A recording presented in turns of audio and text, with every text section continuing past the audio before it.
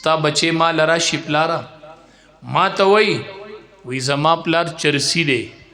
ما ته وی زه ورته وایم بس په اپله به نور نه ځې ښه وی ولې چرسی نه دی زه هم بس وی ولې زه ورته وایم بچیا کو چرسی دی نو د الله سره چرسی دی تا د پاره ولی دی بس ته به په اپله نور نه ځې مونی صاحب چرس کی زه هم چرس پسکي او تا د پاره ولی دی بس ته به په اپله نور نه ځې نه مولي صاحب نه به ځې بچی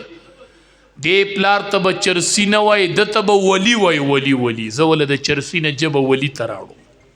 زه وله د چرسی نه جبه ولي ته راوړم ما ته وایي څنګه ولي دی زه ورته وایم بچیا قال النبي صلی الله علیه وسلم